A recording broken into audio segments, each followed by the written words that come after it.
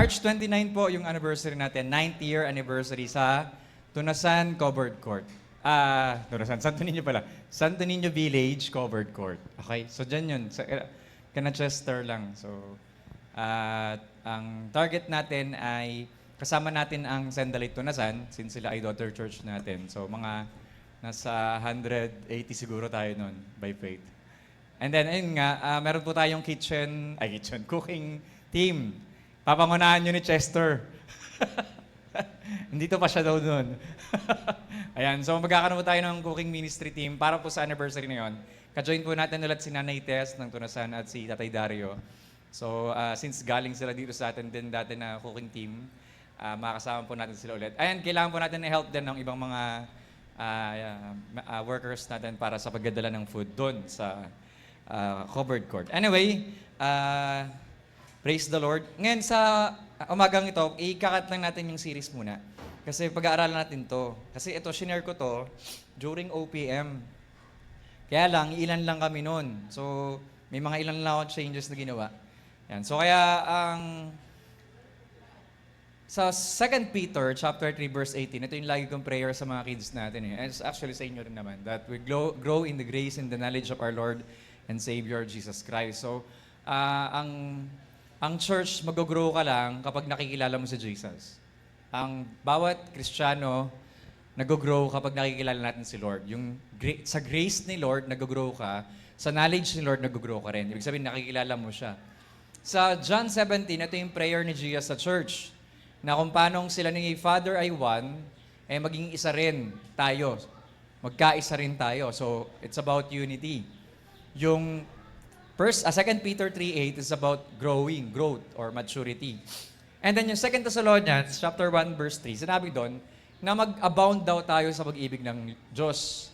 That we abound in the love of God towards one another. Ibig sabihin, dapat daw bilang anak ng Diyos, bilang Kristiyano, mayroong abundance of love ang Panginoon sa atin para mabigay natin yun sa iba. And therefore, hindi tayo mag-grow as a church kung wala yung tatlong karakteristik na yon sa atin. Maturity, sabihin nyo nga, maturity. Tapos sunod, yung tinatawag, sabi ni Jesus, unity. Okay, pangatlo, yung tinatawag na sa 2 Thessalonians 1:3, yung charity. Okay, so para magkakatono. Maturity, unity, charity. Okay, so yung tatlong characteristics na to, ito yung 3 marks na kung saan mas makikilala natin ang Diyos at hindi lang yon, tayo rin, lalago rin tayo ng sama-sama na merong paglago talaga na galing sa Panginoon. Okay? Sabi diyan, the church does not drift into strength. It must be prayed into strength. So kaya, ang prayer natin na sa bawat isa, yung buong church ay mag-grow sa maturity, mag-grow sa unity, at mag-grow sa charity or sa pag-ibig. So, dapat meron tayong tatlo na pinagpipray na yan every day. Na Lord, mag-grow po kami into maturity, mag-grow kami na may unity, mag-grow kami na merong pag-ibig mo, may charity sa bawat isa. Kasi without those 3 things, mahihirapan tayong i-deal ang bawat mga pagsubok, mga problema na lumalabas, or mga issues in life regarding sa church. And so, kapag meron doon tayo yung tatlong na to, nagiging madali ang lahat. Well, actually, yung pinakalas, yung love, yung charity, sabi ng Bible, love makes all things easy. So, nagiging madali ang lahat pag merong pag-ibig. So, bago tayo magpatuloy, let's pray. Father, we thank you po sa umagang ito at salamat, Lord, sa pagkakataon na kami ay makapag-aral ng iyong mga salita. And we pray for your power to move in this place as we listen to your words. Heavenly Father, we come to you in Jesus' name. And Holy Spirit, continue to fill us with your glory, with your presence, and teach us, illuminate to us your words, and help us to understand, Lord, ang mga salitang pag-aaralan namin. Pagpalain mong bawat isang narito, ang mga nasa online, Lord, and today, Lord, we honor you. And we bless your name, Lord, sa lahat ng kamanghamangang ginawa mo sa aming buhay. And as we celebrate, Lord, itong Hearts Day, nagpapasalamat kami dahil ikaw ang unang umibig sa amin. And we love because you first loved us. And salamat, Lord, dahil sa church ay magmamature kaming lahat, lalago kaming lahat, kung kami ay naging nag-a-abide sa inyo. Kaya naman, turuan mo kami tulungan na dumipende sa iyo, magtiwala sa iyo, at maging matagumpay po ang araw na to, Panginoon, sa lahat-lahat ng aming gagawin, Panginoon. Pagpalain mo ang bawat isa na makikinig ng mga salita, cover us with your most precious blood. Even, Lord, I pray that you will help us to understand itong mga salitang pag-aaralan namin ngayon. At maraming salamat po sa biyaya nyo sa pangalan ni Jesus. Amen. Ano yun? Ang lakas. Pakipatay nga yung aircon. Noriko. Ang lakas niya. Pakipatay nga. Saan ba yun? Sa labas? Sa labas yun? Hindi ito yun? Parang to. Poso Negro? Ganun ba? Hindi yung aircon? Pakipatay nga. Ayun yung breaker. Check lang natin. Hindi, sa taas. Ayun, sa breaker. Ayan, sige. Ay, hindi siya. Sa labas nga. Poso Negro nga. No? Poso Negro nga. Okay, sige. Mapasensya na po sa nasa live kasi nakakarinig kami ng malakas na sound. Kasi fiesta nga pala sa labas. Anyway, so, now, start tayo. So, yan. There are not surface-level prayers. They are spiritual priorities that shape us into Christ-likeness and make the church a powerful witness in the world. So, nagiging powerful witness tayo kung meron tayong tatlong ganito: maturity, unity, and charity. Sabihin natin yan, maturity, unity, and charity. Okay, so unang pag-pray natin ay we pray for spiritual maturity. Ang isang united na church sa pag-ibig, ang isang mature na church dahil sa pag-ibig ng Diyos, ang lagi nating prayer, Lord, help us to mature. Ibig sabihin, help us to grow. Sabi ni Peter, grow in grace and in the knowledge of our Lord and Savior, Jesus Christ. Sasayin natin we grow in grace. Bakit kaya inuna yung grace bago yung knowledge? Pansin nyo? Ang pagkakasabi ni Apostle Peter is, we grow in God's grace muna. Bago sa knowledge. Bakit? Kasi pag inuna mo yung knowledge at wala kang grace, kahit anong dami mong natutunan, ang dami mong binasang libro, ang dami mong nagawang sermon, ang dami mong nagawang panturo, kung wala kang biyaya ng Diyos, mahirap maging mabait sa tao. Mahirap umibig sa tao. Mahirap magpatawad kung wala yung grace. That's why, unang challenge ni Apostle Peter, that you grow in grace muna. Bakit? Pag lumago ka sa grace, kung madali sa atin magpatawad dahil pinatawad tayo ng Diyos, yung grace na yon, bibit-bitin mo yun everyday. Kung paano ka tinitreat ni Lord ng grace niya, ibabahagi mo rin yung grace na yon sa iba. Kaya nagiging mature, nagiging understanding tayo. Bago yung knowledge. Bakit? Siyempre, hindi ka lang lalago sa grace ni Lord. Dapat nakikilala mo rin si Jesus. Amen? Dapat nauunawaan din natin kung sino siya, anong nature meron ng Diyos, ano yung nais na mangyari sa ating buhay. Malalaman natin yon sa kanyang mga salita. So, imposible na lumago ka sa buhay na to kung wala ang biyaya ng Diyos at kung wala ka rin naman pagkakilala sa Panginoong Jesus. Sabi dyan, spiritual maturity is God's desire for all of us. Amen po? Amen po ba? Desire ng Diyos sa ating lahat na mag-mature tayo. Bakit daw? Yung mga baby ngayon, ilang taon lang, lalakad-lakad na yan. Ilang taon lang, mag-Sunday school na rin sila, mag-kids church na sila. Ilang taon lang, mga magiging kabataan na rin sila. Ilang taon lang, gagraduate silang mga yan. Ilang taon lang, magkatrabaho na rin sila. Tapos, mag-aasawa na rin sila at magkakaapo na tayo. Di ba? Bakit kaya? Ganun yung design ng Diyos sa atin. Tumatanda tayo. Tama?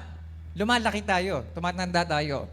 Okay? Meaning, kung yung growth, talagang dapat nangyayari yan sa buhay natin. However, maraming tumatanda, walang pinagkatandaan.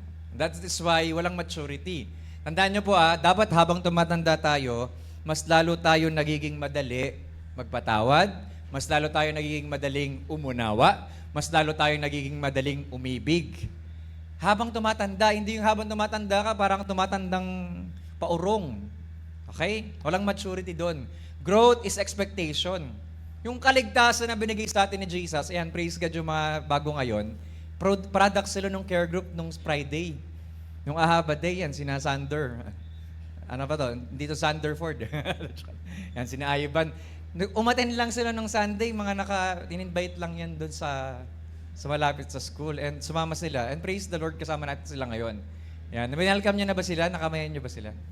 Ayan. So magahinga tayo ka na Sander and Ivan. Ayan. Anyway, ang point is, yung pag-ibig ng Diyos, ine-expect sa atin yon. Nalalago tayo dapat. Nagmamature tayo dapat. Okay? Sabi nga, maturity is God's design for the righteous. So, dinesign ng Diyos yung maturity para sa ating lahat. Sabi ng Psalms 92 verse 12,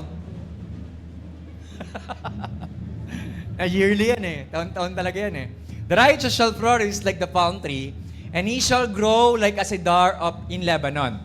Yung palm tree, nakakita na kayo ng palm tree? Yung palaspas. Yung palaspas. Hindi yung palaspas, yung mismong puno. Nakakita na kayo yung pinakapuno niya. Tumataas siya ng mga 90 feet. Ganun kataas minsan. Yung pinakamalalaking mga palm tree. Kaya niyang tumaas ng ganun kalaas. Alam niyo ba, ang palm tree, mula sa pinakaugat hanggang pinakabunga, napapakinabangan. Tama? Di ba? Napapakinabangan lahat.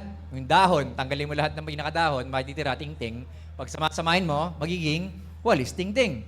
Yung bunga, biyakin mo yung buko o yung coconut, pwede mong gawing bunot, o kaya pwede mong gawing yung mga, pag yung bunga niyan, maliliit pa lang ganon, pwede mong gawing yun eh. Ginagawa namin sumpang-sumpak dati. so marami kang mapapakinabangan sa palm tree. Okay na, pwede mo siyang gawing palm oil. Ibig sabihin, productive ang isang palm tree. Meaning to say, nagiging fruitful, we shall flourish. Ang nais ng Panginoon, ang design ng Diyos sa ating lahat, mag-grow tayo into maturity.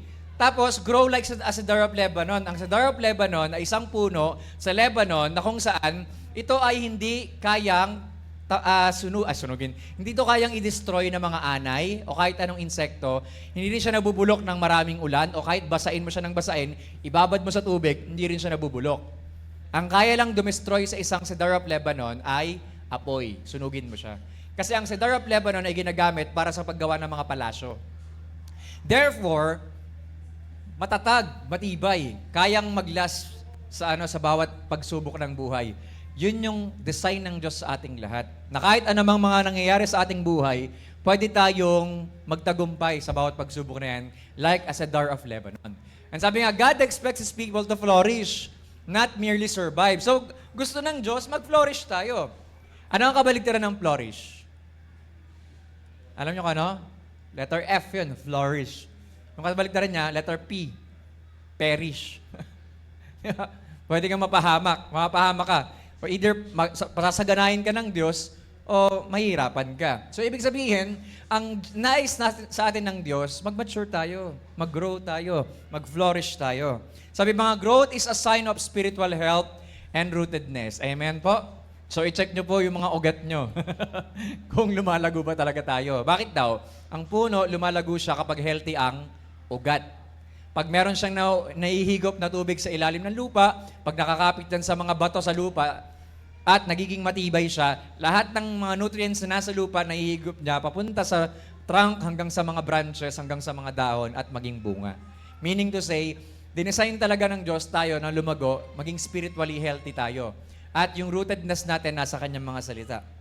Sabi nga, a righteous life is marked by steady and visible progress. Hindi pwedeng Kristiyano ka, 10 years ka ng Kristiyano, 20 years ka ng Kristiyano, o 30 years ka ng Kristiyano, tapos wala man lang nagbago sa buhay mo. Tandaan nyo po ito huwag kayong mag-a-attend sa isang church na sa maraming taon, na gano'n at gano'n pa rin kayo. Okay? Kung ugali mo na mabilis ka ma-offend, mabilis ka masaktan, after 40 years na Kristiyano ka, gano'n pa rin, ay wala nangyaring pagbabago sa'yo. Ibig sabihin, hindi ka lumago. Okay? Dapat meron visible progress yan. Ano ba? Sabi nga, a palm tree bends in storm but does not break. Mature believers may face trials but their roots keep them standing. Amen? Nakatayo pa rin tayo. Ha? Alin?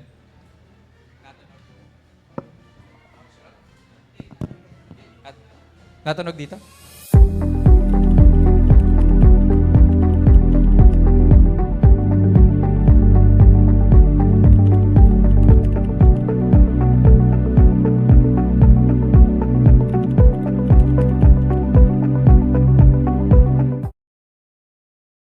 Na-figure out na namin. Yan. Salamat, Tech. Anyway, hindi kasi nag-ayos tayo. Napansin nyo, nagpalit-palit ng pwesto. Nag-ayos tayo kasi nakaraan dahil gulong-gulong na kami sa wirings namin. Anyway, so, sabi na, but their roots keep them standing. So, bilang isang mature believer, kung ikaw ay nakaharap na sa maraming pagsubok ng buhay, ano nangyayari sa atin? Hindi ba parang mas tumatatag tayo? The more na mas marami kang pagsubok na pinagdaanan, mas lalong tumatatag yung yung emotion mo, yung mind mo, mas lalong nagiging matatag yan. Parang yan, hindi pwedeng nag-mathematics ka ng pang grade 1, Tapos hanggang college, pang grade 1 pa rin yung mathematics mo. Tama? Hindi pwede. Bakit? Habang tumataas yung level mo sa grade, from grade 1 to grade 6, ngayon nga yung high school naging grade 7 to grade 12, hindi pwedeng yung mathematics mo, grade 1 pa rin. Ibig sabihin, habang tumatagal ang panahon, humihirap man ang humihirap yung mga subjects sa buhay, pero napapagtagumpayan natin. Amen po? Kasi ganun po ang talagang lumalagong Kristiyano. Napapagtagumpayan namin siya. Pangalawa, maturity, hindi lang ito dinesign ng Diyos sa atin. Maturity is centered in Christ. Amen? Dapat si Kristo ang sentro para lumago ka. It's not about you, it's all about Jesus. Amen? Amen po? Amen? Ang isang mature na Kristiyano, hindi na tungkol sa iyo ang buhay. Tungkol palagi kay Jesus. Sabi ni Paul, Tagalogin ko na lang, huwag kang magkautang kanino man except sa pag-ibig. Okay, kunyari, ang sabi ni Paul sa Romans yun na huwag daw tayo magkaroon ng utang kahit kanino. Okay? Ibig sabihin, ang maging utang natin sa bawat isa ay pag-ibig. Bakit daw? Parang ganito siya. Pag tinignan nyo ang bawat isa as if meron tayong utang sa lahat ng pag-ibig ng Diyos. Okay? Paano yun? Dahil may utang ka, anong gagawin mo? Dapat bayaran, di ba? So, ibig sabihin, sinasabi ng Apostle Paul, na dapat daw, hindi tayo yung parang, kunyari, nag-away kami ni Dimple. Yan. Whether mag-sorry siya o hindi, walang kaso doon. Okay? Mag-sorry ako sa kanya, o mag-sorry siya sa akin, hindi ko aantayin na mag-sorry siya sa akin. Hindi ko rin naantayin na ako ba dapat ang una? Kung ikaw ay mature, na believer, na anak ng Diyos, na Kristiyano, ikaw na yung una mag-sorry doon. Tama ba? Okay? At the same time, hindi mo rin kailangan nantayan na, Dimple, mag-sorry ka sa akin. Hindi na kailangan ng ganon. Bakit? Bakit? Kasi ako nga yung may utang sa kanya. Alam niyo kung lahat tayo ganon ang mentality, ganon tayo sumusunod sa salita ng Diyos na may utang tayo sa lahat, hindi na tayo mag-aantayan. Tayo na yung magkukusa na mag-ayos tayo sa bawat isa. Tama po ba? Kaya sabi ni Paul, possible to. Sabi ni Paul, if possible, be at peace with one another. Okay? Kapag mature kang believer, pag mature ka, nagiging at peace ka kahit kanino. Posible na meron kang puso na maayos sa lahat ng tao. Amen? Posible yun kapag nagmamature kang believer. Sabi nga, kahapon nagkaroon ng dito, NFS, or tinatawag na divine downloads. May mga pinag-aralan kami tungkol sa hearts. May sinend kami yung link sa GC natin. Pwede niyong balikan. Yung mind natin, kaya nating baguhin. Tama? Pwede ba tayo magbago ng isip? Pwede, di ba? Tama ba? Pwede. Lalo sa mga babae, pabago-bago talaga yan, di ba? Mabilis magbago isip ng babae. Sa lalaki, minsan lang. Kasi mahirap kami mag-multitask. Generally, mahirap mag-multitask sa mga lalaki talaga.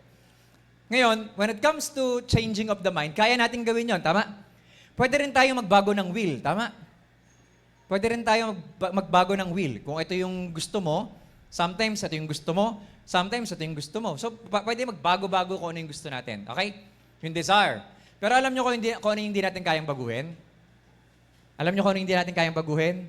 Ito, yung puso. Bakit? Sino lang pwede magbago nito? Diyos lang. Diyos lang ang kaya magbago ng puso. Etong mind, pwede magbago to.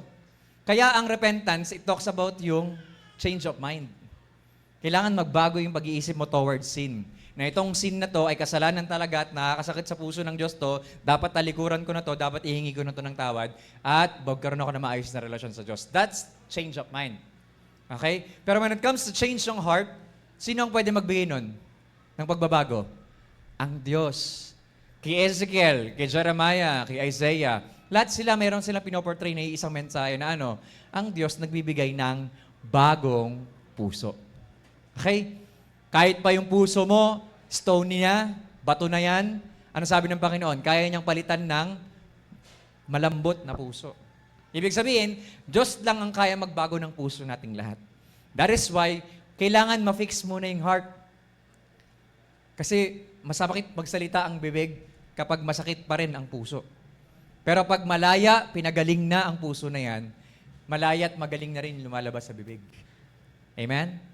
Kaya ang mature believer, dapat, ang maturity, Nakasentro yan kay Kristo. Otherwise, magpe-fail ka. Okay? Sabi nga, Christ is the source and model of all true growth. Hindi pwedeng hindi si Jesus yung sentro ng growth mo. Spiritual maturity means becoming more like Jesus. Sabihin nga natin yon, spiritual maturity means becoming more like Jesus. Ang hirap naman dito. Kailangan maging katulad tayo ni Jesus. Otherwise, wala. Si Jesus yung model natin. Kaya nga yung, naalala niyo yung bracelet na WWJD, What would Jesus do? Yung ibig sabihin nun. Napagsuot mo yon nung high school ako, every time na nabibasa ko yon, lagi kong may isip, what would Jesus do? Diba? Mag-exam ka, what would Jesus do? Tingin sa kaliwa, what would Jesus do? Diba? Mapapaisip ka ngayon, ano kung si Jesus nandito, mangungope ba siya? Kung si Jesus nandito, anong gagawin niya kaya? So, somehow, dapat ganun yung maturity natin. Nag-grow tayo na maging katulad ni Jesus, hindi religious. Sabi nga, growth flows from abiding in Him. Ano sabi ni Jesus sa John 15? Hindi tayo magbe-bear ng fruit. Sabi nga, if you abide in me and my words abide in you, you shall ask what you wish and it shall be done unto you. So, merong answered prayer kapag tayo ay nanatili sa Kanya at yung salita niya ay nanatili sa atin. Bago niya sabihin yon, sabi ni Jesus, ako yung vine. You are, ano tayo? Sabi niya, I am the vine, sabi ni Jesus, you are. Tapos merong isa pa sa verse 1, merong vine dresser, napansin nyo? Sino yung vine dresser? Pag-usapan natin, John 15. Okay, chapter 15, verse 1. Sa verse 1, sinabi ni Jesus, merong vine at merong vine dresser. Sino yung vine dresser? Si Father. Si Father yung vine dresser, siya yung gardener, at si Jesus, siya yung vine. Sino yung branch? Tayo yung branches. So, ibig sabihin, sabi ni Jesus, kung paano yung branches ay naka-fix, nakalagay, nakadikit, nanggaling yung branches saan? Sa vine. Hindi ka mamumunga. Kaya sabi ni Jesus, abide in me. Bakit? For without me, you can do nothing. Abide in me so you can bear much fruit. Mamumunga ka lang kapag nanatili ka kay Jesus. Bakit? Siya yung vine. At dahil siya yung vine, merong vine dresser. Sino yung vine dresser? Si Father. Therefore, ang pinaka-mensahe ni Jesus sa atin is when we abide in Jesus, dahil siya yung vine, merong pwedeng mag-design sa atin. Sino? Si Father. Aayusin niya yung branches. Sino yung branches? Tayo. There are times na kinakat ni Father yung ilang piraso ng branch mo. Hindi naman yung buong branch eh. Yung ilang parts lang ng dahon mo, yung ilang maliliit na branches. Bakit? Pinuprune, may binabawas, may inaalis ang Diyos sa atin para maging fruitful ka. Okay? Para magkaroon ng bunga. Kasi hindi ka mamumunga kung hindi ka ipupuro ng vine dresser. Sino ang vine dresser? Si Father. That's why sometimes may correction ng Diyos. Tama? And ano sabi ng Bible when it comes to correction sa atin? When it comes to discipline? Basahin nyo, Proverbs chapter 3, Hebrews chapter 12. Ayan. Sa Proverbs chapter 3, binanggit doon na kung paanong dinidisiplin ng isang ama ang kanyang anak dahil iniibig niya yon, ganon din daw tayo dinidisiplina ng Diyos dahil iniibig niya tayo. As inulit yon sa Hebrews chapter 12. Na tayo, dahil mahal tayo ng Diyos, dinidisiplina niya na tayo. Kino-correct na tayo. Therefore, hindi mo marireceive ang revelation ng correction ng Diyos sa atin kung hindi ka naka-abide sa vine. Amen? Kung gusto natin magkaroon ng revelation ng mensahe ng Diyos, ng correction ng Diyos, kailangan manatili ka kay Jesus kasi siya yung vine. Tayo yung branches, merong vine dresser. Sino yon? Si Father. At gusto tayong ayusin ng Diyos, dumago tayo as we abide in Jesus. Amen? A branch grows only when connected to the tree. Disconnection from Christ always leads to spiritual weakness. Kaya ka nangihina, nakadisconnect ka kay Kristo. Balik ka ulit sa Kanya, lalakas ka ulit. Amen? Sabi pangatlo, maturity speaks truth in love. Hindi tayo puro correct. Dapat ganito, dapat ganyan, hindi dapat ganito, hindi dapat ganyan. Meron kang truth na sinasabi, pero may pag-ibig yun. Yun ang tinatawag na double H. hampas, himas. Okay? So, there are times na hampasin ka ng Diyos, pak! Kulit mo, ha? Pero himasin ka rin, comfort ka rin. May correction, pero merong comfort. Diba? Ganun ang Diyos, may pag-ibig yung pagsasabi niya ng totoo. Amen? So therefore, tayo rin, bilang mga nagmamature or nag-grow, we speak the truth in love. Sabi nga, immaturity avoids truth or uses truth harshly. Naalala ko yan dati, ganyan ako eh. Way back sa mga TH time pa. Medyo hard ako eh. Medyo harsh ako mag-correct eh. Medyo masakit ako magsalita. Kasi masakit yung puso. Di ba? Pag sabi ni Jesus, out of the abundance of the heart, the mouth speaks. Kapag madumi, sabi ni Jesus, imposible na ang mabuting puno ay magbunga ng masamang bunga. Imposible rin na ang masamang puno ay magbunga ng mabuting bunga. Kung ano ang puno, siyang bunga. Therefore, kung malinis ang puso, malinis ang salita. Kung madumi ang puso, madumi ang salita. Hindi pa lang madumi sinabi, kung masama ang puso, masama ang salita.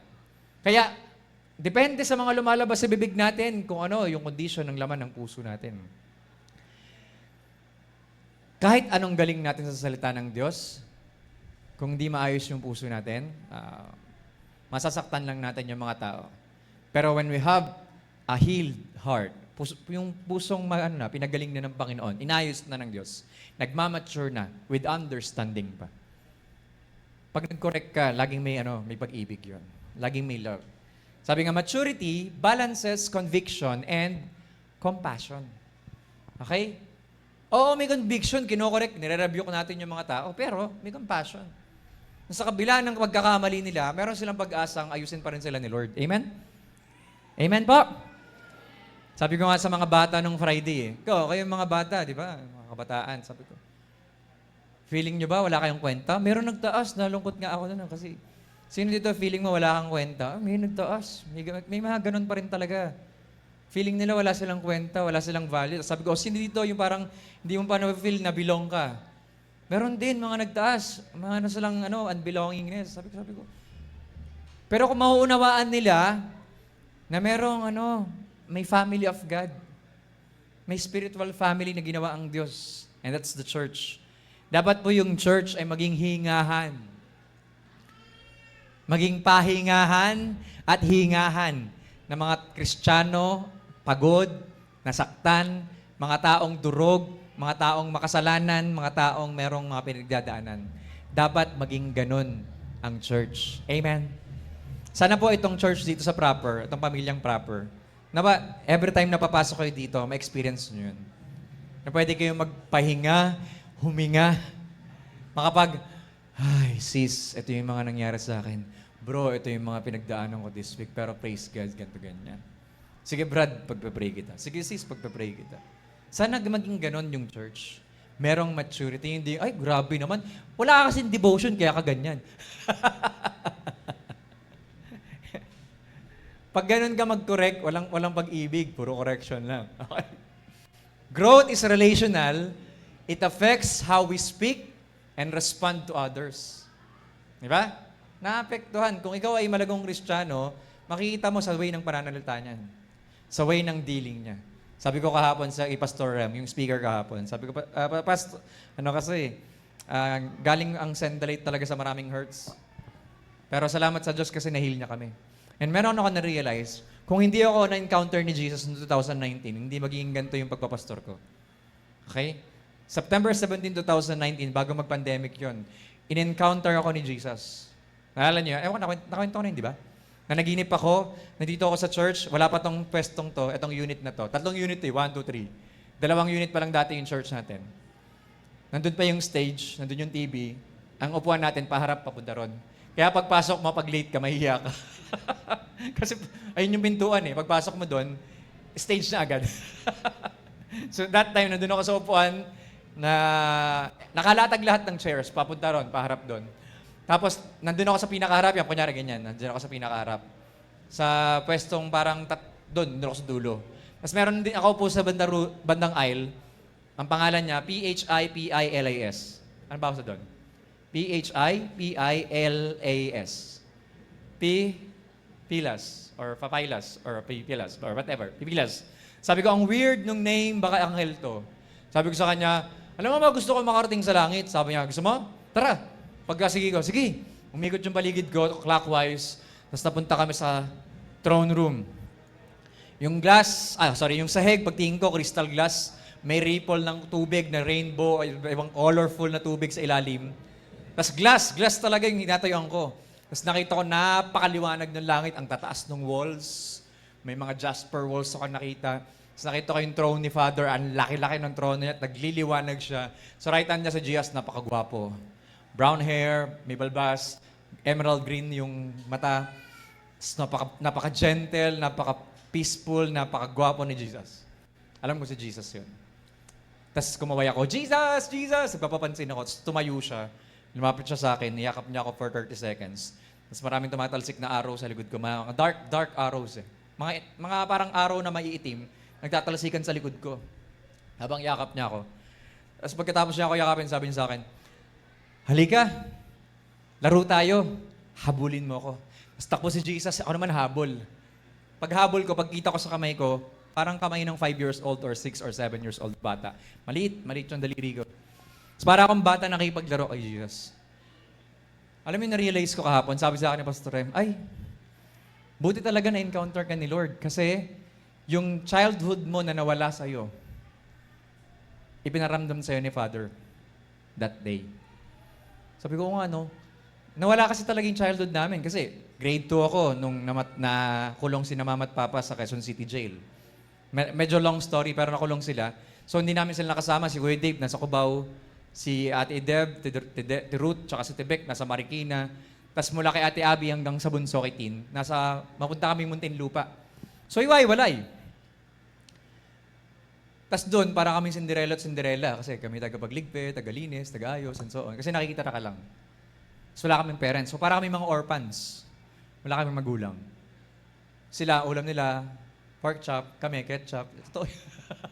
Sila, ang ulam nila masasarap. Tapos kami, isang itlog na binate, hinati-hati para sa amin. So, kaya ako noon, buti na lang, maraming tinanim yung lolo namin sa paligid. Meron kaming bayabasan, suha, kayumito, mangga, kung ano-ano dun sa paligid.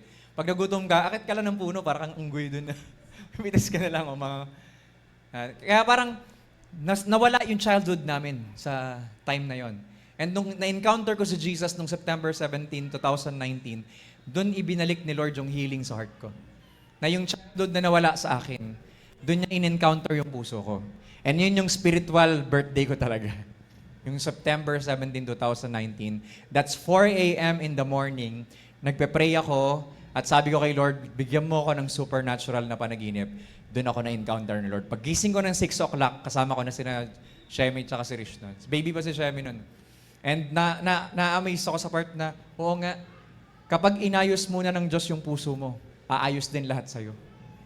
Kaya napakahalaga na yung puso natin ang unang i-deal ng Diyos. Bago ayusin ni Lord yung bibig mo, yung mata mo, yung tenga mo, yung ilong mo, ayusin ni Lord isa-isa yan. Pero kailangan unang maayos, puso muna. Amen? Para makapagsalita ka, masabi mo yung totoo with love. Sabi nga, a doctor who truly cares tells the truth gently.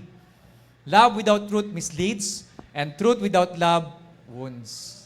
Yeah? So kaya, ang hirap pag walang pag-ibig, mananakit ka lang. Okay? Baka matanggap mo yung, sana sinuntok mo na lang ako, sinampal mo na lang ako kaysa sinabi mo sa akin yan. Yeah, may mga ganun. Totoo kasi siya. Pang-apat, maturity is discernment through practice. So, paano mag-mature? Dapat may exercise. Kapag in-apply mo ng in-apply yung pag-ibig ng Diyos, yung salita ng Diyos, yung mga natututunan mo sa Word of God, yung mga na-experience mo kay Father, alam niyo ba, pwede kayo maging Kristiyano for how many years pero hindi niyo talaga nakikilala ang Diyos? Pwede kayo maglingkod sa Panginoon for how many years pero hindi mo pa talaga siya personally naka-encounter. Posible yun. Pero, pag na-encounter mo na si Lord, na-experience mo na siya, hindi pwedeng hindi ka mag-grow sa discernment. Bakit? Palalaguin ka niya, pagmamaturing ka niya para mas malaman mo kung ano yung kalooban niya sa hindi. Ano yung mas gusto niya sa hindi. Mature believers develop spiritual discernment. Yung discernment is malalaman mo kung ano yung makakalugod sa Diyos at hindi. Malalaman mo kung ano yung galing sa Diyos at ano yung hindi. Malalaman mo kung ano yung tama at sa mali. Hindi lang siya yung parang konsensya, kundi mas malalaman mo kung ano yung mapiplease ang Diyos sa hindi. Malalaman mo kung galing kay Holy Spirit yung message o hindi. Malalaman mo kung galing talaga sa Diyos yan o hindi. Kahit sino pa magsabi sa'yo, malalaman mo kung galing sa Panginoon o hindi.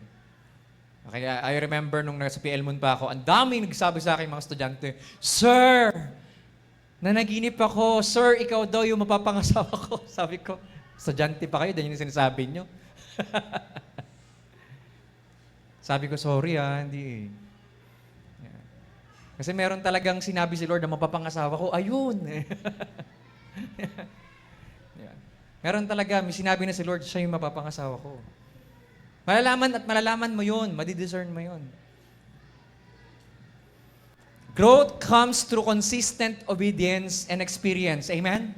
Lumalago tayo spiritually, magmamature tayo spiritually kapag tayo ay sumusunod sa Diyos. Amen po? Bakit madali sumunod sa Panginoon? Kasi na-exercise mo na. Maturity enables believers to distinguish good from evil. Nalalaman mo kung ano yung mabuti sa masama. Ano pa? Just as an athlete trained daily to sharpen skills, spiritual maturity comes through regular use of God's Word. Nagmamature tayo kapag tayo ay nag-meditate regularly sa salita ng Diyos. So kapag hindi natin alam ang Bible, mahirap mag-grow. Diba? Kumbaga, yung mga atleta, grabing gastos nila sa sarili nila para lang madisiplina nila yung sarili nila. At lumalago sila, lumalakas sila. Kami ni Kuya Dave, lagi kami nag-uusap kay LeBron James. 41 years old, dumadakdak, yung vertical, ang taas-taas pa rin. Nakaka-amaze kasi lolo na yun eh. Lolo LeBron nga tawag sa kanya kasi 41 years old, naglalaro pa ng napakalakas. Starter pa rin, all-star pa rin. Bakit? Paano ba naman gastusan mo yung katawan mo ng $1 million a year? Diba? Discipline, practice, exercise, and so on. Kung kaya ng tao sa exercise on physically, mas kaya natin dapat yung spiritually. Amen? Tayo ang dapat ang nag-exercise na laging i-apply ang salita ng Diyos para lumago. Amen po? So gusto niyo ba ng maturity? Ipag-pray natin, i-apply natin ang salita ng Diyos. Pangalawa, pray for scriptural. Kanina, spiritual maturity. Pangalawang prayer is scriptural unity. Bakit daw unity? Sabi ni Jesus, that they all may be one as you and I are one, sabi niya kay Father. That the world may know that thou hast sent me. Malalaman ng buong mundo na tayo talaga ay kay Jesus kapag nakita na lang may unity tayo. Amen? Amen po? Ang isang church na united, malalaman ng buong mundo, ay kay Jesus talaga to. Kasi yung prayer ni Jesus ay for unity. So every time na nag-unite ang church, nagiging answered prayer tayo sa prayer ni Jesus. Amen? Kaya maging answered prayer ka. Maging answered prayer ka. Maging part ka ng answered prayer sa unity ng church. Amen po? Pwede po ba yon na ang bawat isa sa atin ay magiging part ng solution, magiging part ng unity ng church?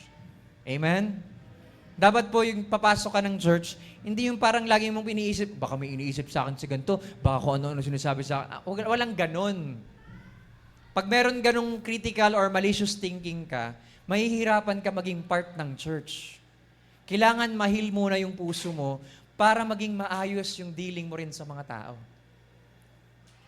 Mahihirapan kang makiisa kapag hindi ka nakatono sa bawat isa. Parang string lang ng gitara yan eh. Kung may 6 na string ng gitara, E, A, D, G, B, E ang tono nun. Pababa, E, 6 string. Pababa, A, D, G, B, E. Isang string lang ang masintonado. Wala na sa tono lahat. Ganon kahalaga ang unity. Isang string lang sa isang gitara ang mawala sa tono. Mapayan ay nasa baba o nasa taas. Isang string lang. Kahit anong ganda ng E mo, ano ka pa, orchestral chord ka pa ng E, pero wala naman sa tono yung string, pangit pa rin ng sound na mapag-create. Bakit? Walang unity yung strings. Ganon din sa church. Hindi tayo magkakaroon ng maayos na mapoproduce na product or yung mga works natin, mga services natin, hindi magiging maayos kung walang unity. Di ba? Kaya napakahalaga na merong united spirit ang church. Unity is not organizational. It is scriptural. It is spiritual and scriptural. Yun kasi yung sinabi sa Bible mismo. And sabi nga, ang unity daw is a beautiful and pleasing to God. Unity is beautiful and pleasing to God. Behold, how good and how pleasant. The word pleasant is the word for beautiful. How pleasant it is for brethren to dwell together in unity. And alam niyo ba yung chapter na yan? Ay yung tungkol sa anointing oil na bumababa mula sa ulo ni Aaron, pababa sa kanyang shoulders hanggang sa kanyang paa. Ibig sabihin, ang church na united ay anointed. Amen? Pag merong unity ang church, anointed yan ng Diyos. Nandyan ang presensya ng Diyos kapag may unity ang church. May project tayong TV, di ba? Nakita niyo naman, dami ng guhit ng TV na. Actually, di nga sa atin yan. Pinahiram lang sa atin yan ng main from Katarungan. Di ba? Kasi yung TV natin talaga, na yun, nasa lugod na. Pang ano na, pang timbang na yun. Ano tawag sa ganun? Pang batsa na. Pwede nang gawing higaan ni na, ano yun, na. So kasi wala na eh. Hindi na siya. Deads na talaga siya. Dumating tayo dito sa proper 2019. Tapos nabigay yon sa atin. Hanggang tapos ng buhay niya, kailan ba? 2 years ago na ata or last year. 2 years ago nga. So kaya, ngayon mag-project tayo ng TV. So may mga nagsabi na magbibigay. Okay, ang target natin, end of February. Kung ikaw, wala ka pa dun sa listahan, kahit piso lang bigay mo, at least naging part ka ng unity ng project. Walang kaso doon. Any amount yon. Walang maliit o malaki doon. Ang pinakamahalaga doon, naging part ka ng project na every time na nagkakaroon tayo ng service, magamit siya sa care group, magamit siya sa prayer meeting, magamit siya sa Sunday service, or any mga paggamit ng body of Christ sa church natin. Praise God, part ka nun.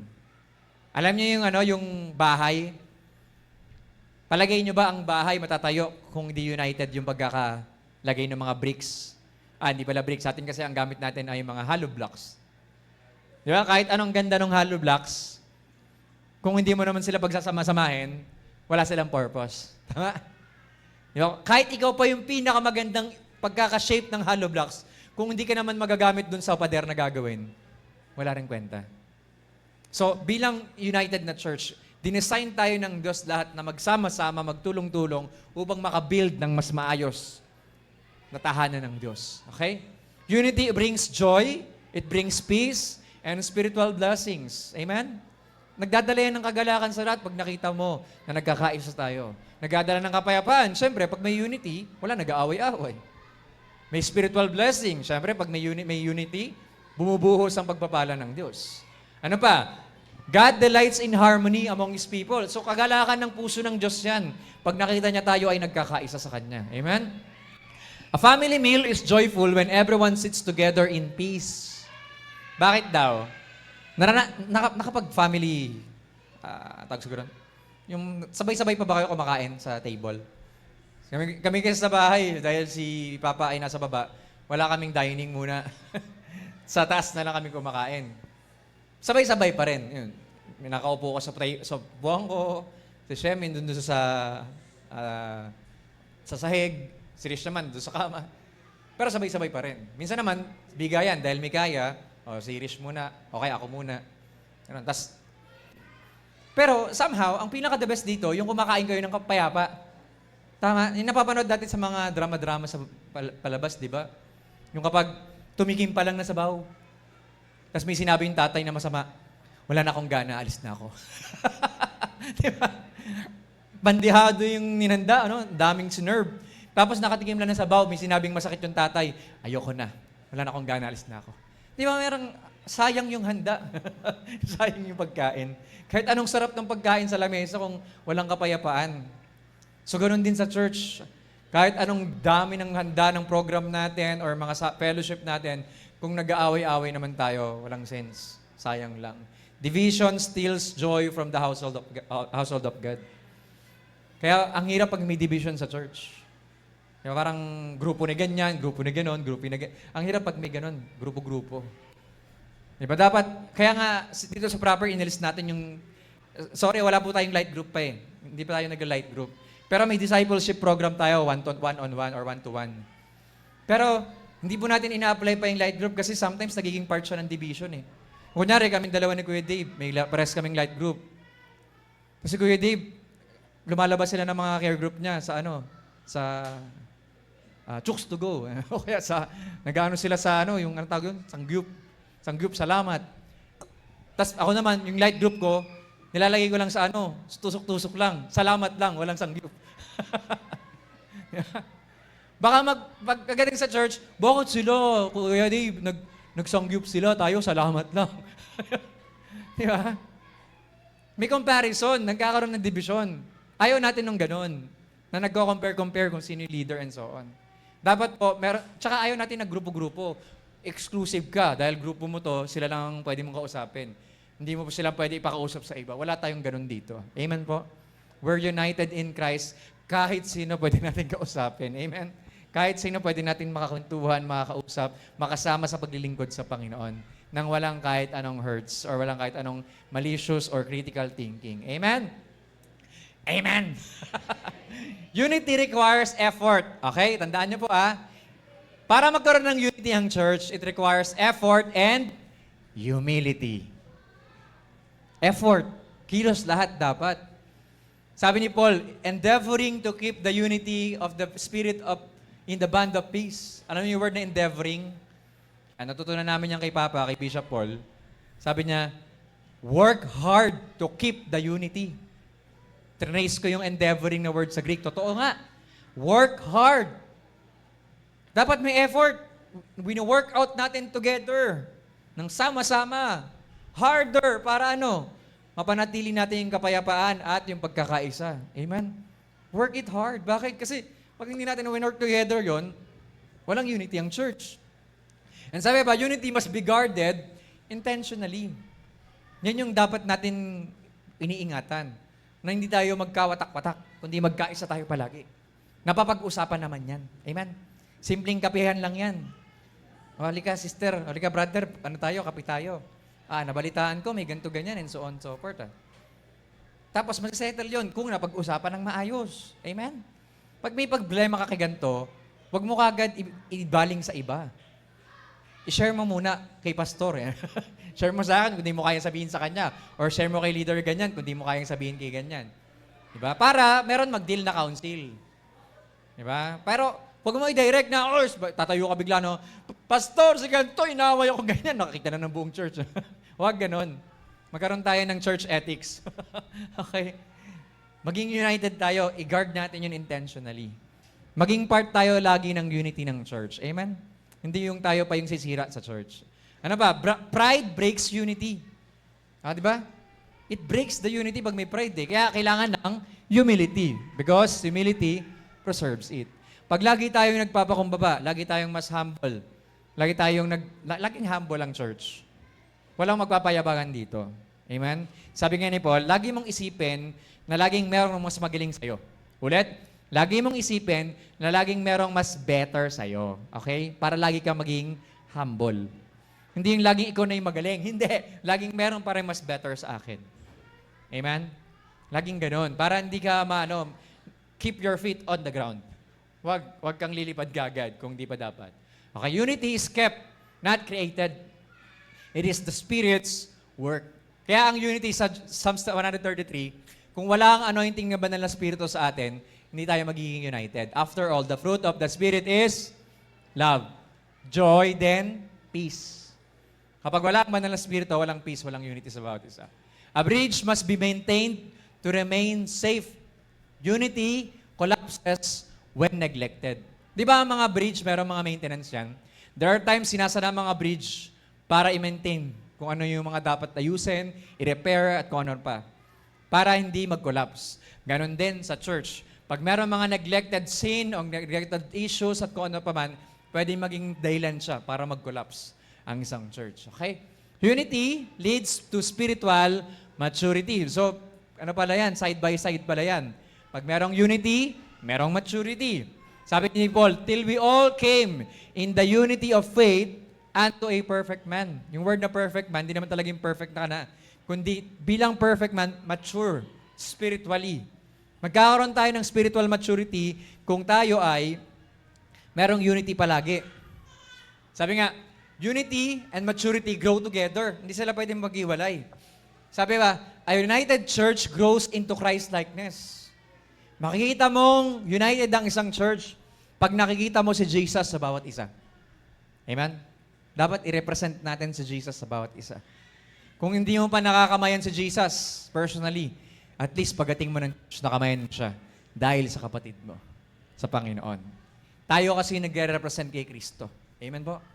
Kung hindi ka pa nasabihan na, ay, ang ganda mo naman today. Or ang gwapo mo naman ngayong araw. Tapos may nagsabi sa'yo nun, as if parang si Jesus na yung nagsabi sa'yo nun.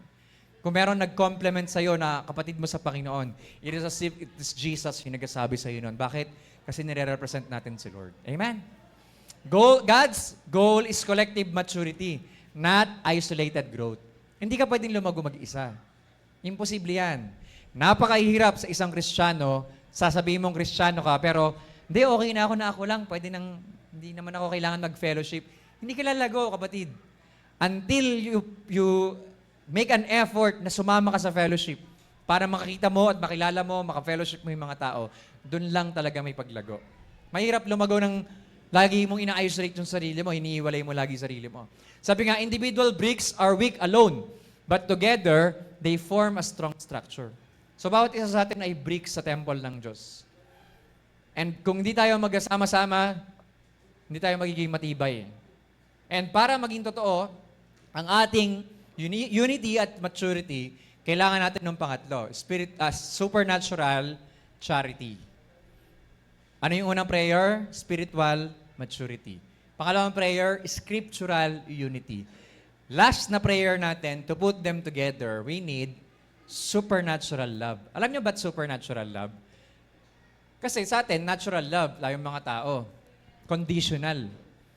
Pag ginawa mo to, pag naging ganito ka, pag naging ganyan ka, mamahalin kita. That's conditional. Natural love yun ng tao. Pero ang supernatural love, ang sabi ni Jesus, love your enemies. Di ba?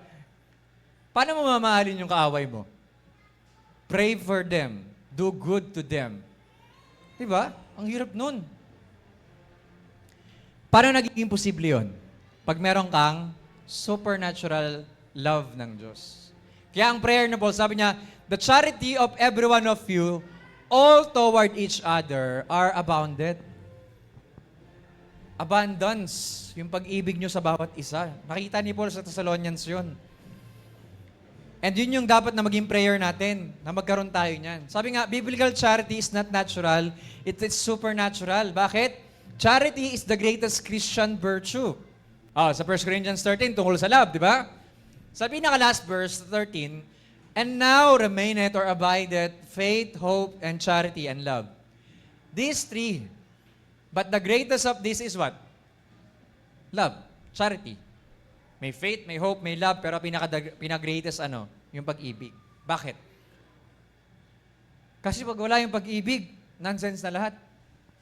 Kaya, ang charity, the greatest Christian virtue siya, na dapat meron tayo lahat. Love at outlast gifts and accomplishment. Di ba? Sabi nun sa 1 Corinthians 13. Even though, if I speak the language of the angels, di ba? Kahit kaya kong mag-speak ng mga lengguwahe ng mga anghel, tongues of the angels. If I have not love, I am nothing.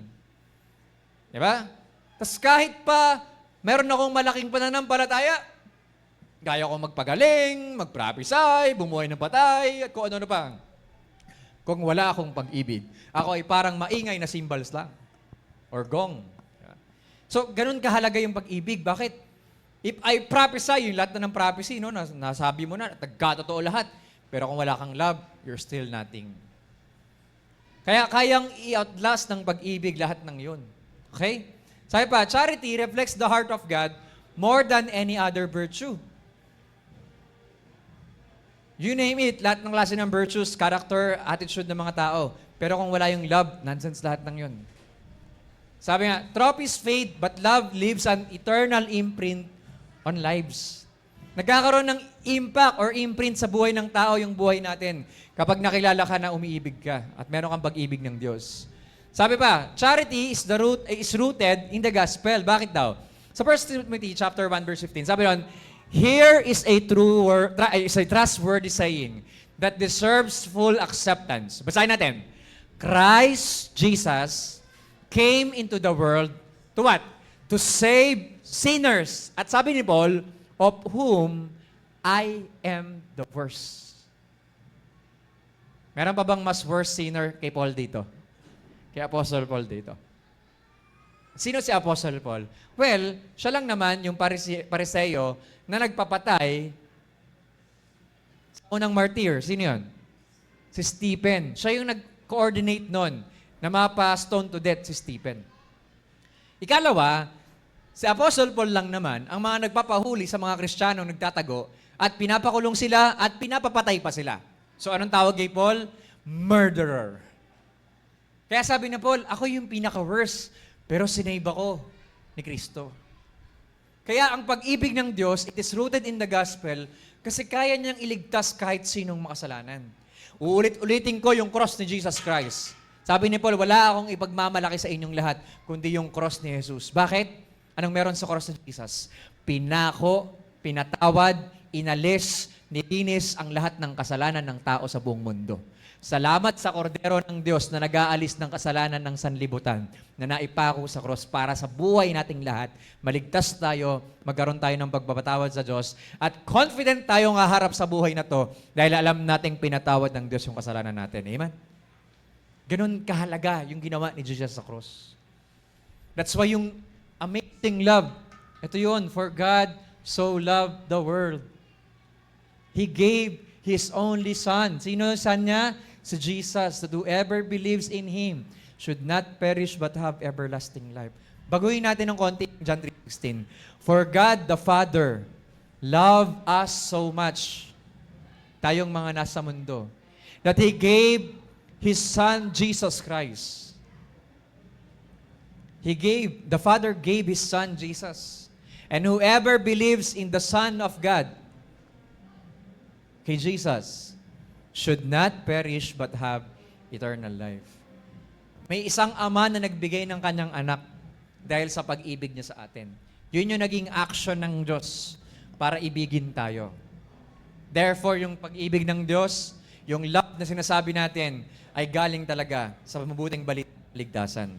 Sabi pa nga, we love because we were first love. Amen? Kaya tayo umiibig kasi may unang nagmahal sa atin. Sino? Ang Diyos. Dahil siya yung pag-ibig mismo. And remember, sabi nga, grace fuels compassion towards others. Bakit? Pag na-receive mo yung biyaya ng Diyos, hindi pwedeng hindi man ibigay sa iba. Kung gaano yung measurement ng grace, ng love, ng mercy, ng forgiveness na na-receive mo mula sa Diyos, yan din yung measure na ibibigay mo sa ibang tao. Kaya lagi ko ito sinasabi sa mga pagtuturo ko eh. Pag hindi mo pa nauunawaan yung biyaya ng Diyos, yung mercy ng Diyos, yung pag-ibig ng Diyos, imposible sa'yo na lumago ng totoo. Ulitin ko. Pag hindi mo pa nauunawaan ng lubos yung pag-ibig ng Diyos, yung mercy ng Panginoon, yung biyaya niya na binigay niya sa'yo, imposibleng lalago ka. Bakit? Magiging masama pa rin yung salita mo, magiging masakit pa rin yung mga sinasabi mo, magiging masama pa rin yung iisipin mo sa mga tao, tutuldukan mo pa rin sila, hindi mo sila bibigyan ng pag-asa magbago. Bakit? Kasi hindi mo pa naiintindihan to. Yung biyayang binigay sa atin ng Panginoon, wala kang pwedeng i-add doon para maligtas ka. Kompleto ng ginawa yun ni Jesus para sa ating lahat. Kailangan mo na lang tanggapin yon, panampalatayaan yon, maniwala ka doon, na tinapos na lahat ni Jesus yun sa cross. And that will make us humble enough na ibigay yun sa ibang tao rin. We forgive in the basis that we are being forgiven. Pinatawad tayo ng Diyos, therefore, magpatawad ka sa pagpapatawad na binigay sa iyo ng Diyos. We accept in the basis of the acceptance na binigay rin sa atin ng Diyos. Kung paano tayo tinanggap ng Diyos, we will accept also one another. Amen po? Sabi ni Paul, accept one another just as Christ Jesus has accepted you. Kaya remember, Yung grace, it fuels compassion. Kapag punong-puno ka ng grace ng Panginoon, punong-puno ka rin ng compassion niya. Amen? A forgiven debtor becomes merciful to others when he remembers his own pardon. Madaling magpatawad sa iba kung naintindihan mo yung pagpapatawad na ginawa sa iyo ng Diyos.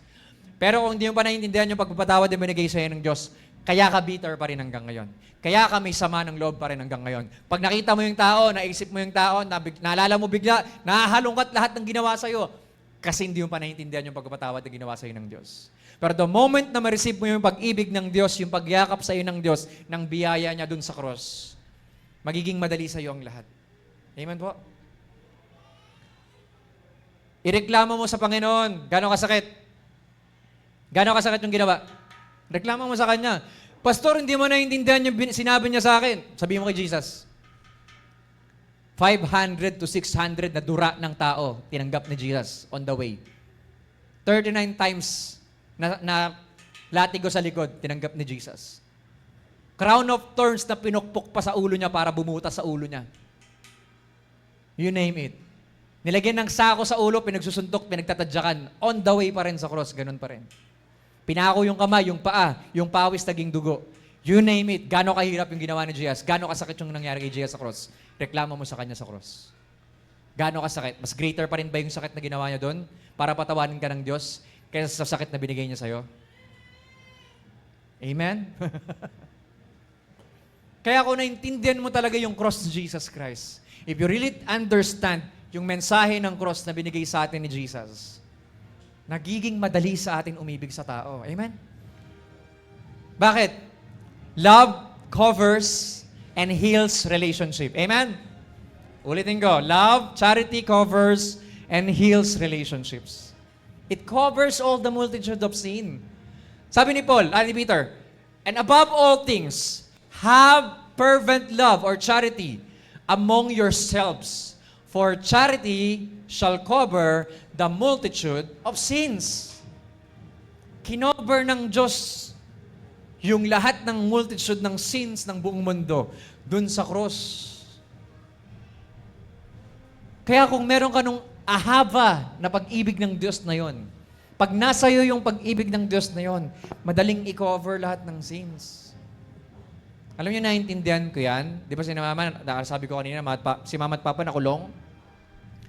Yung lahat ng mga nagpakulong sa kanila ng mga pastor, mga complainant, namatay lahat yun. Pero bago mamatay yung mga yun, nakapag-sorry sila kay Mama at Papa, yung pinakalas. Nakapag-sorry pa sa main church dati, sa TH. After mag-sorry, after a week, namatay na. May consequence kasi sa lahat ng ginawa nila. Pero sa lahat ng yun, alam nyo, na-realize ko, ang daling magpatawad ng magulang namin. Napatawad kagad nila lahat ng ginawa nila sa kanila. Bakit? Kasi naiintindihan nila to. The same goes sa atin. Ang isang church na madaling magpatawad, na iuunawaan mo kasi yung pag-ibig na binigay sa iyo ng Diyos. Amen? Love does not ignore sin. Oo, hindi natin i-ignore kasalanan. But, chooses to forgiveness. Oo, may kasalanan ginawa sa akin yan. Pero, pipiliin ko patawarin pa rin. Bakit? Forgiveness is a choice. Okay? It's a choice. And pag pinatawad mo, sino na walan? Ikaw. Nawalan ka ng bitterness, nawalan ka ng galit, nawalan ka ng sama ng loob. Bakit? Pinatawad mo. We are forgiven in the basis, we forgive on the basis that we are forgiven. Therefore, kung paano ka pinatawad ng Diyos, magpatawad ka rin. Kung paano sinasabi ng matatanda, kami nga pinatawad lang din ng Diyos. Ano ba naman yung pagpapatawad na binigay namin sa inyo? Madali dapat sa atin magpatawad. Tandaan nyo, huwag kayo tumanda ng masungit. Madalas yan sa mga senior na, no? Ang susungit. Yung lola ni Irish, ang sungit-sungit nun eh. Nung tumanda, laging masayahin. Nakalimot na kasi. Pero bago yun mawalan ng memorya, ang sungit-sungit sa akin lagi noon. Nung nagkaroon na siya ng Alzheimer's, lagi na siyang masayahin. Pag nandun ako sa kanila, napapatawa ko na siya.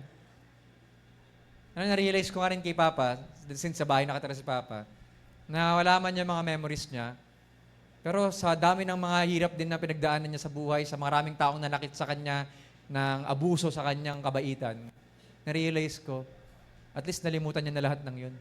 Kaya ngayon, kahit anong sabihin mo sa kanya, tatawa lang. Tinatawanan lang ako lagi. Papa, ligo ka na. Natawanan lang ako lagi.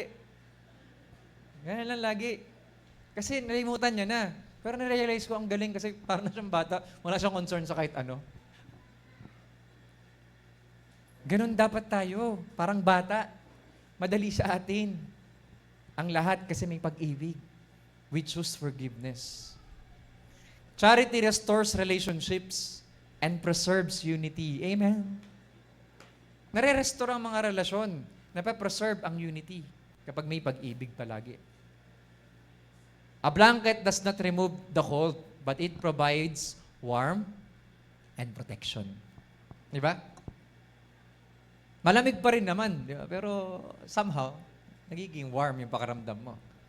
Huwag ka magkumot, mamaya inuubot-sipon ka na. Di ba? Charity, ito na last. Charity binds the church together. Naalala nyo, balikan natin yung bricks. Sa ating pala hollow blocks. Yung mga hollow blocks, di ba?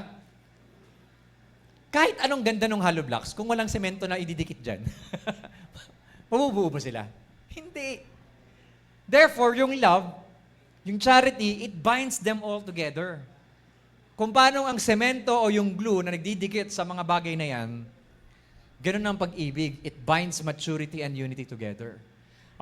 Basahin natin to. Colossians 3, chapter 3, verse 12 to 14. Therefore, as God's chosen people, sabi mo sa katabi mo, pinili ka ng Diyos. Okay? Holy and dearly loved. Banal ka, minahal ka pa ng Diyos. Okay? Ano sabi ni Paul? Clothe yourselves. Sabi mo sa katabi mo, clothe yourself. Okay? With compassion, pag-ibig, with kindness, with humility, with gentleness, with patience, and verse 13, bear with each other. Bear with each other. Ibig sabihin, tiisin mo. Tiisin mo, okay?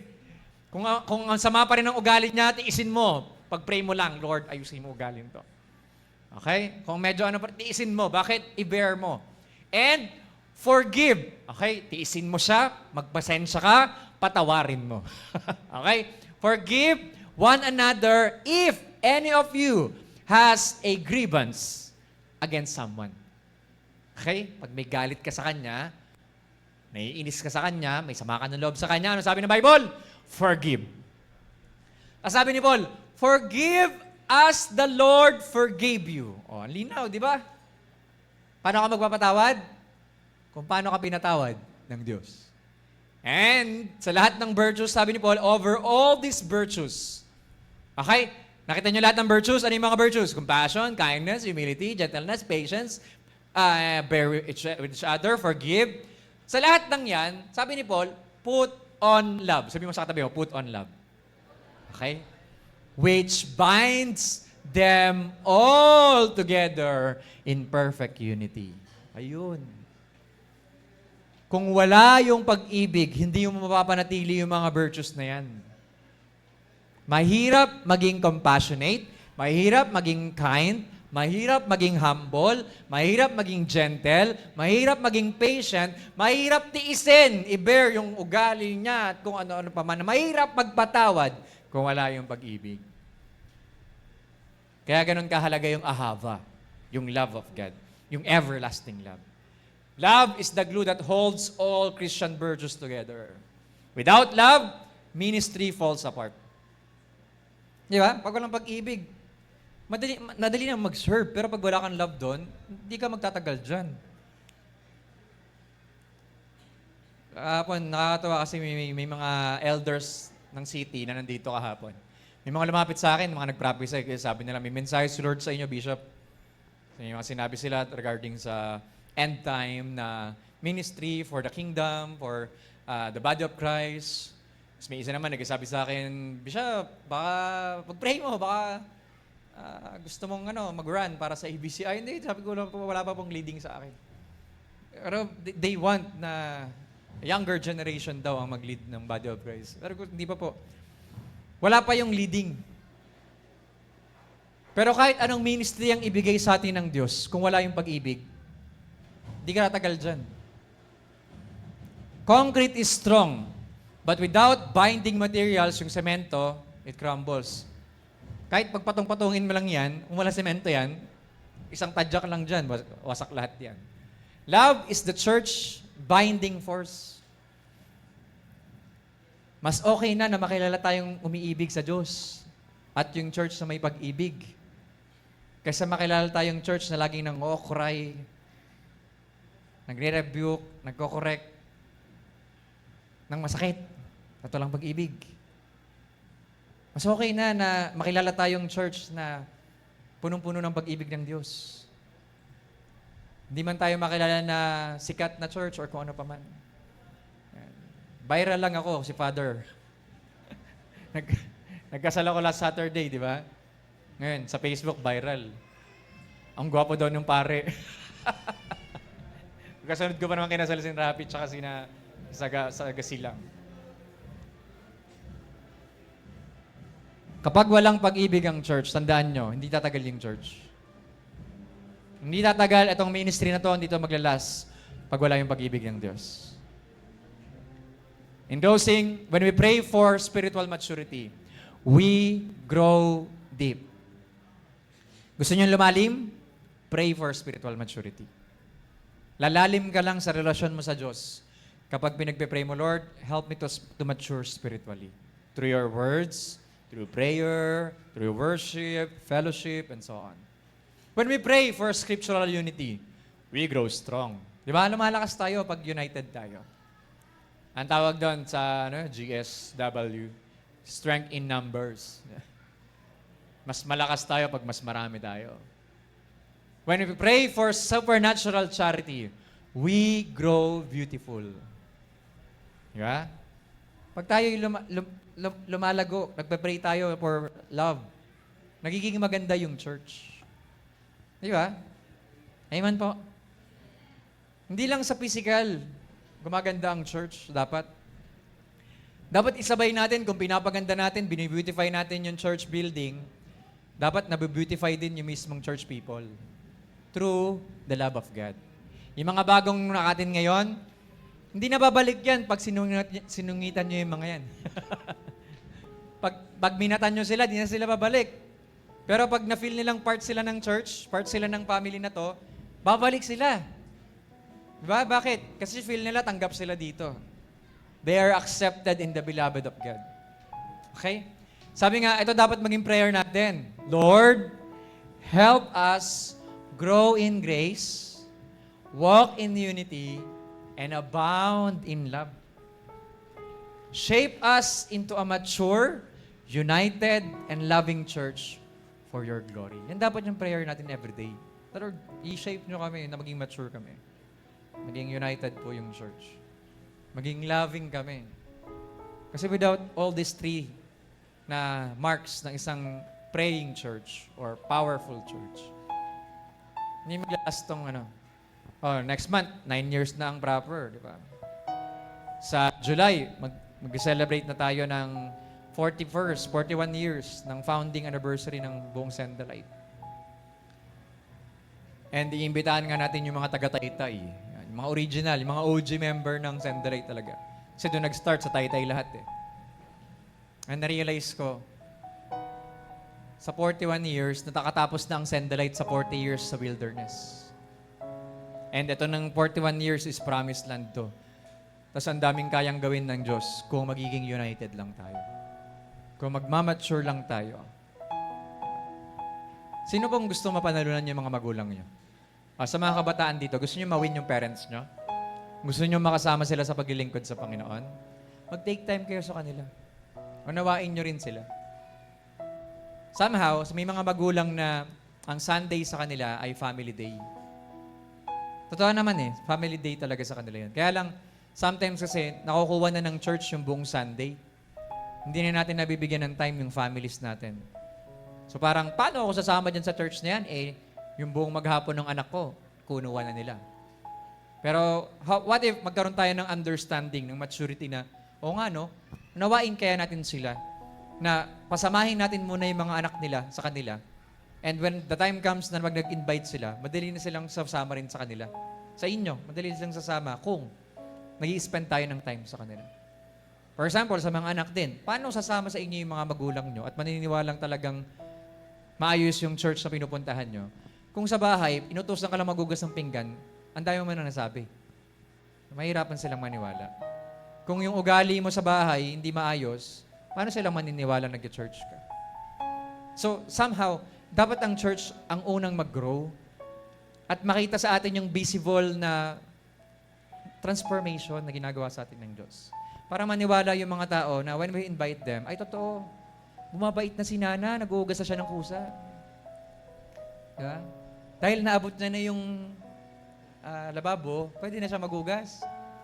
Si Shemi, naantay kong ganun eh. Pag naabot na ni Shemi yung lababo, siya na maghuhugas. Bibidyoan din namin, papalakpakan namin. Hindi kailangan na maturity kasi. Ilalagay niyo yung point of view ng mga taong gusto niyong mawin sa kanila, sa inyo, sa atin. Bakit ba sila hindi ma-convince? Ba't hindi sila ma-invite? Kasi baka hindi nakikita sa atin. So ang church na mature, unang nakikita sa atin si Jesus. Ang church na united, unang nakikita sa atin, nagiging part tayo ng unity ng church. Ang church na loving, una sa atin nakikita yung pag-ibig ng Diyos. Amen po? Mare-restore yung mga broken relationships, mapapreserve yung unity, mai-heal yung mga tao kung sa atin mag-i-start yung pag-ibig ng Diyos. You don't owe me anything. Ganun dapat. Ako pa nga yung may utang sa inyo. Sabi ni Paul, may utang ako ng pag-ibig sa inyong lahat. At babayaran ko yun. Sa Romans chapter 1, sabi ni Paul, verse 14, verse 15, verse 16, bago niya sabihin, I am not ashamed, binanggit niya eh, I am a debtor to everyone. May utang ako sa lahat. Utang ko yung pagbabahagi ng ebanghelyo sa inyo. Yeah, so kaya dapat naging part tayo ng utang na yon. Tayo rin may utang sa lahat. Nabayaran natin sila ng pag-ibig ng Diyos. Amen? Pag nakita sa atin yung totoong pag-ibig, yung totoong unity, yung totoong maturity, maniniwala sila. Yan, yung church dyan sa Prinsa, totoong church yan. Kasi nakikita sa kanila si Jesus. Amen? So let's pray. Father, we thank you po sa oras na to. And Lord, we humbly bow our heads before you. Humingi rin kami ng tawad, Lord, kung if there are times na hindi makitaan sa amin, Panginoon, yung maturity or understanding. Tawaran niyo kami, Lord, kung there are times na nagiging part kami ng division or hindi kami nagiging united at times. Forgive us, Lord, kung meron kaming mga kasalanan sa isip, sa salita at sa gawa. At sa puso namin, Lord, we are submitting our hearts to you and giving it to you na operahan niyo po ang aming mga puso spiritually. Remove every sin, transgressions, iniquities na hindi kalooban mo, Panginoon, sa aming puso. At i-replace mo po ang mga bawat emptiness sa buhay namin, sa aming puso, ng pag-ibig mo. Let there be supernatural love sa aming puso ngayon, Panginoon. Heal our hearts today so that yung puso namin, Lord, ay maging fleshly heart, maging malambot na puso na kaya mag-penetrate ng Word of God. Kayang mag-penetrate ng liwanag ng salita ng Diyos so that it can receive, itong mga puso namin, Lord, makareceive kami ng mga revelations ng pag-ibig mo sa amin. Father, we thank you for you first love us, and so we will love others. At kalooban mo rin sa amin na umibig kami sa bawat isa ng pag-ibig na meron ka sa amin. And Lord, I pray na tulungan mo po ang Send the Light Ministries, especially dito sa Proper, Lord, na magkaroon kami ng pagkakaisa, ng maturity, Lord, ng charity, ng pag-ibig mo. Help us, Lord, to grow in your grace and the knowledge of our Lord and Savior, Jesus Christ.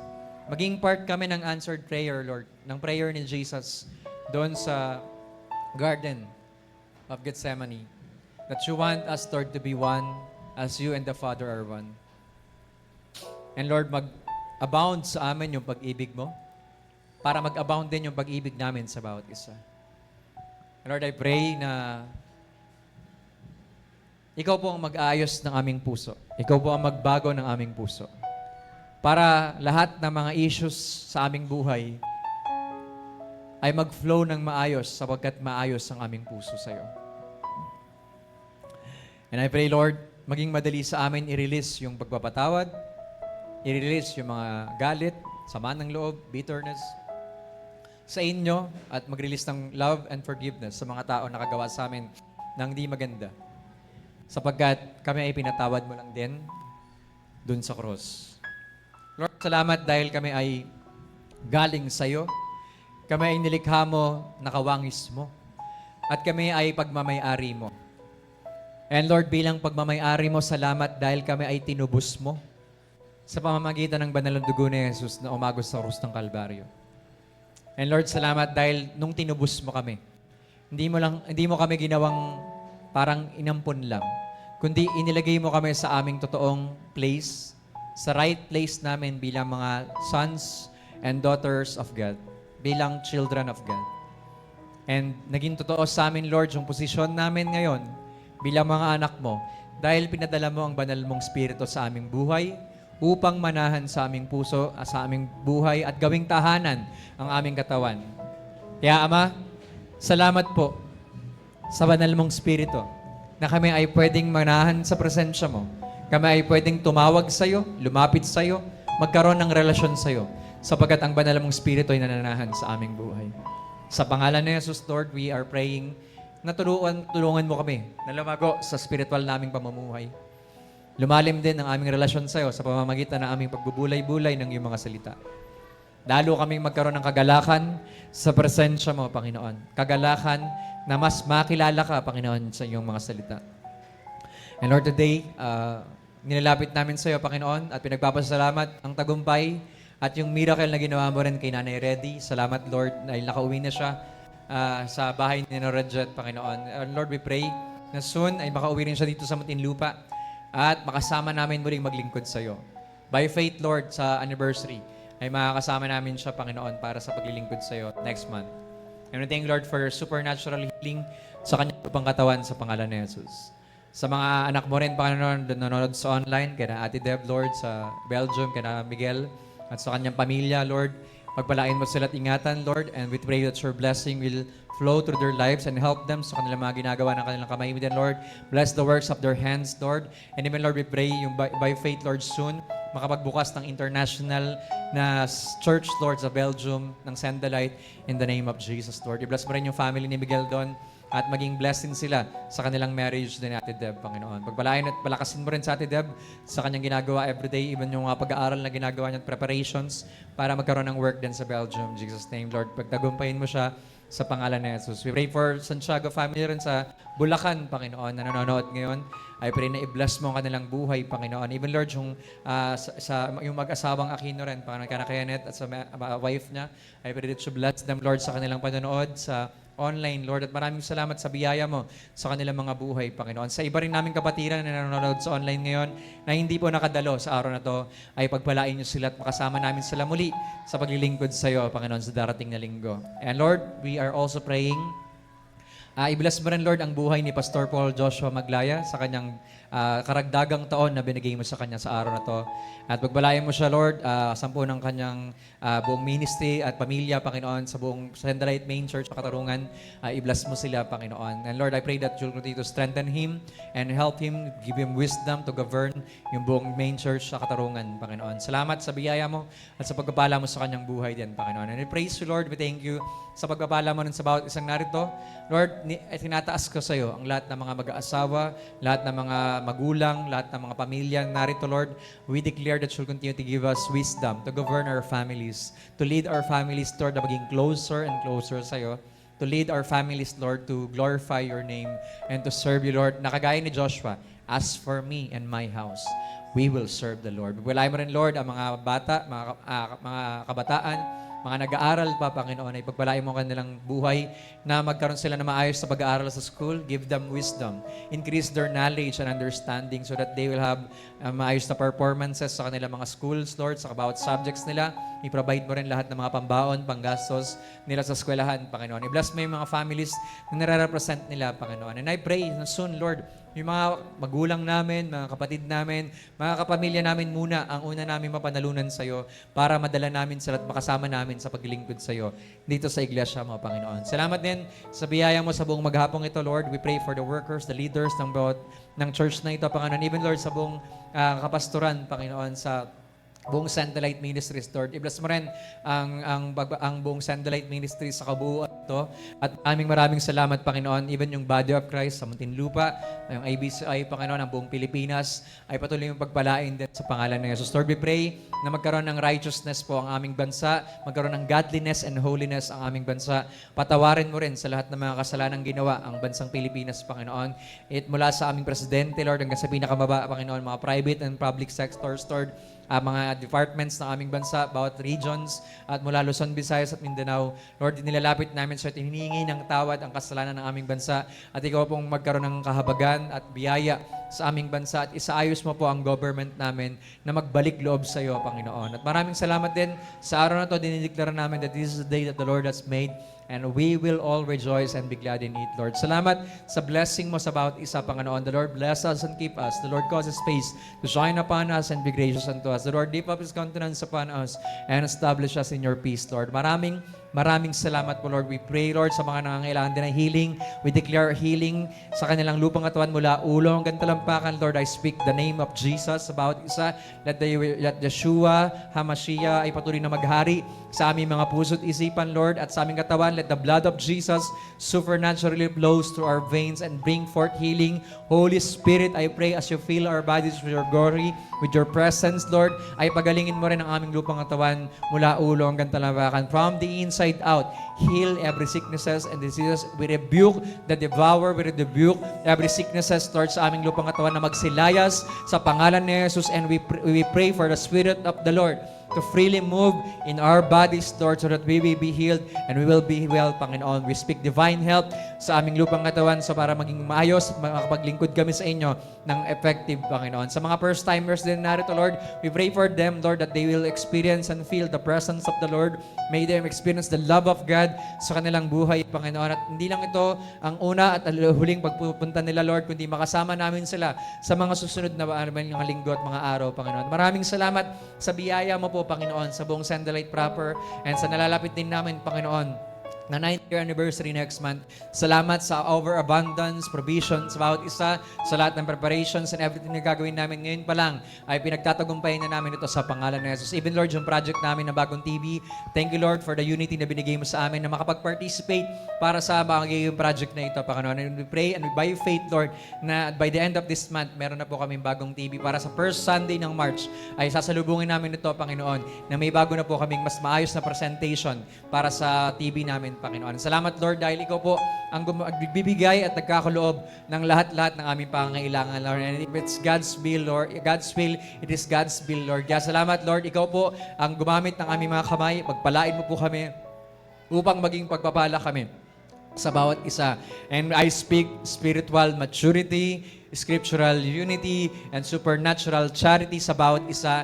And we decree and declare, Lord, ang biyaya mo ay bubuhos sa bawat isa as we apply the Word of God, Lord. Sumunod po ng sumunod sa amin ang mga pagpapala mo habang kami ay sumusunod ng sumusunod sa inyo, Panginoon. Help us to abide in your presence. And Father, ikaw po ang mag-aayos ng puso namin.